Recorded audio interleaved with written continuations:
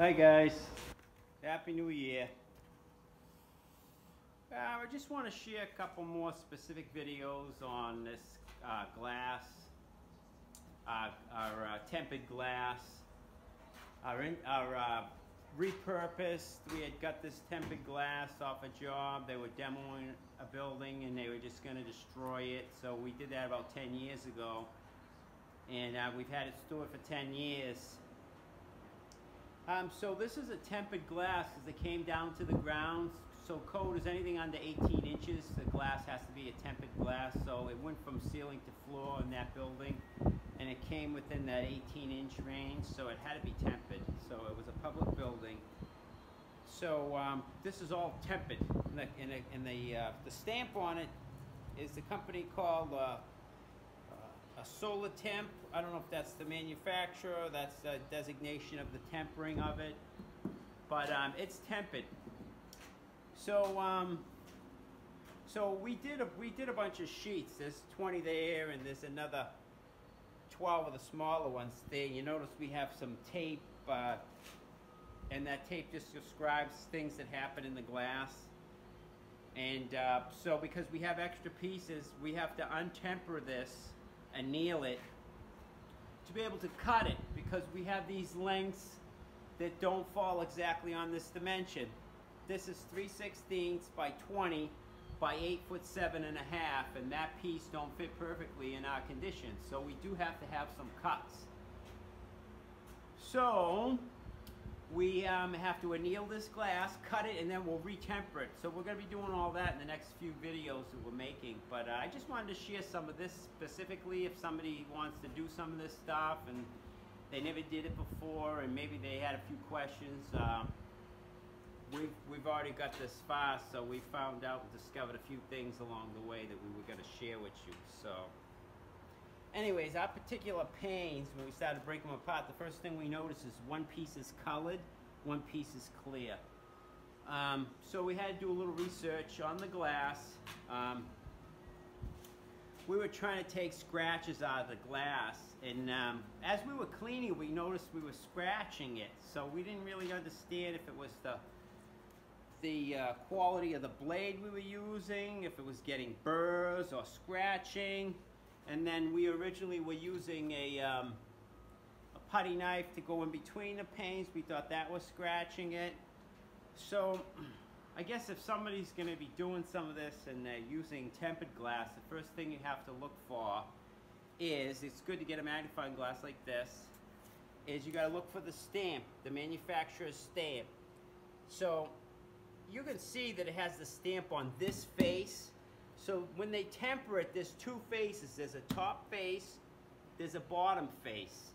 And when they temper it, typically they use a tunnel oven. So what has to happen is they heat the glass up to about 1100 degrees, and then they need to cool it quick. So they're on these rollers.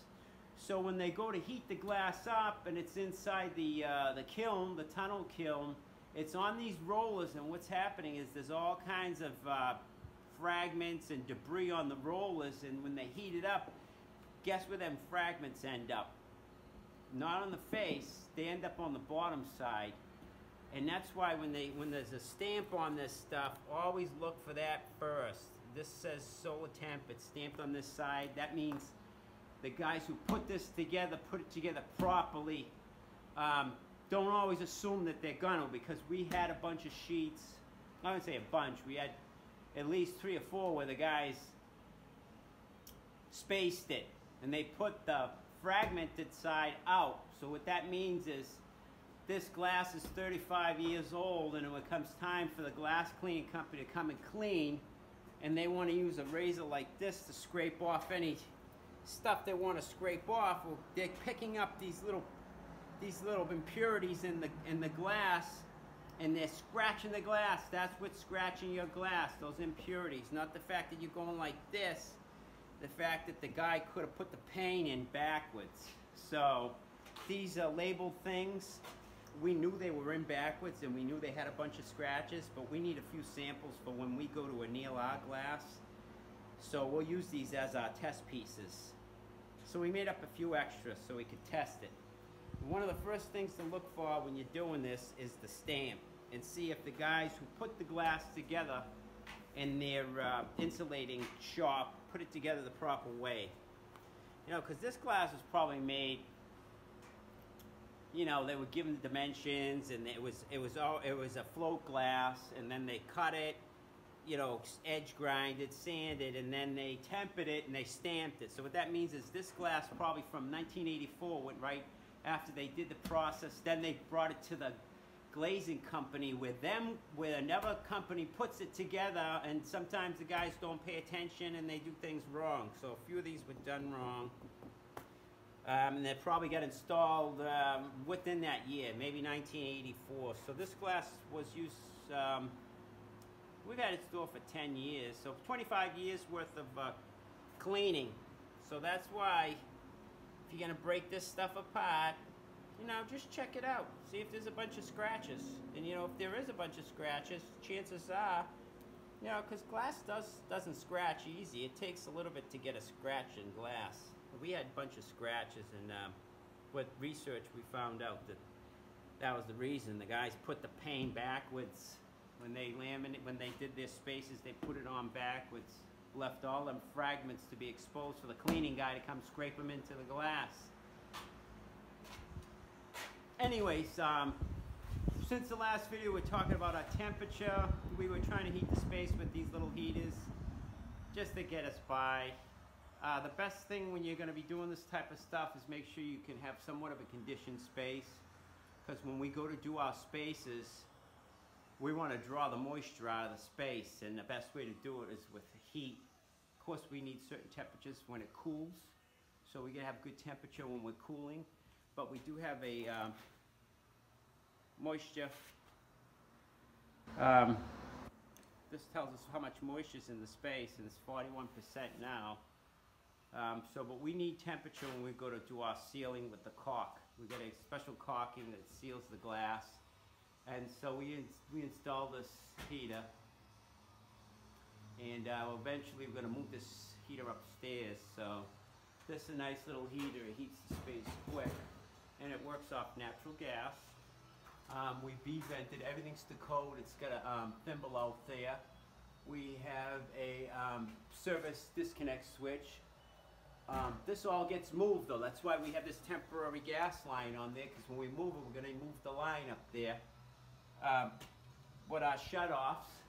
And we have a thermal break in case it gets too hot for some reason. If this unit caught on fire and that sensor senses 200 degrees, it cuts the power off to the gas valve, and that shuts the gas off.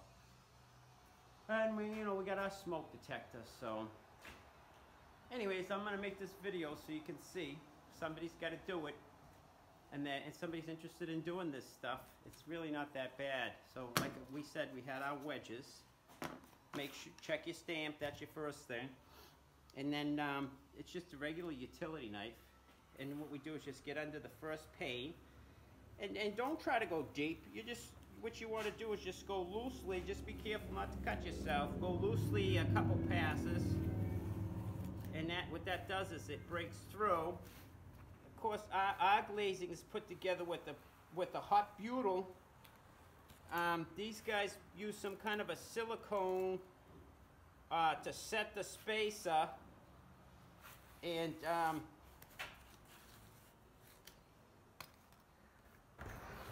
hold on, guys. Okay, guys, it just took a little break there. So these guys use a silicone to set their spaces, and then they come in later on. You leave 3/16 from the edge of the spacer to the edge of the glass, and that got filled in with hot butyl. So you can see the blade coming through now. And what we do is we just get once we break through, we just get a wedge started in there.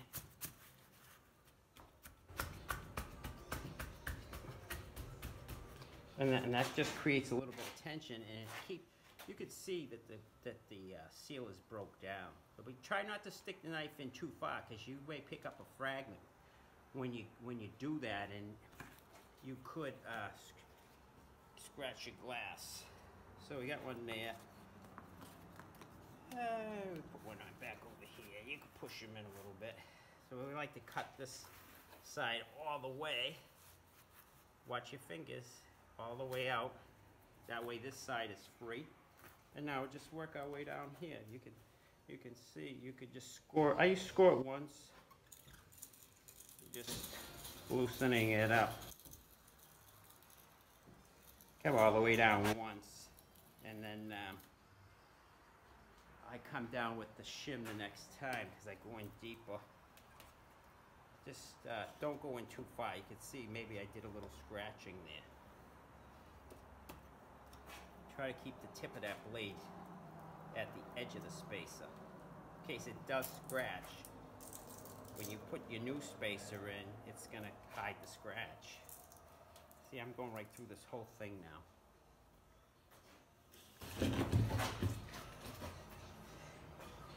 And the shims just keep a little tension on there. See? It's pretty easy. Just, you know, be careful. Be careful for that blade. And then we come along this side. Score. You're scoring. I get another. That's why we have a couple of these. And get another one of these. And create some tension on that spacer. See? See? Just cut it all. Make sure you cut all the way through. Go right out the other side because. Yeah. Okay, that's it, guys. It's as simple as that. Cut 3 sides. And then when you do this, you know, it depends on how good of a seal you guys have on your spacers. You know, these are 35 years old, so we just go slow. Sometimes the space will stick to one part of the glass or the other. If not, you just, all you're ready to do is just fold it down.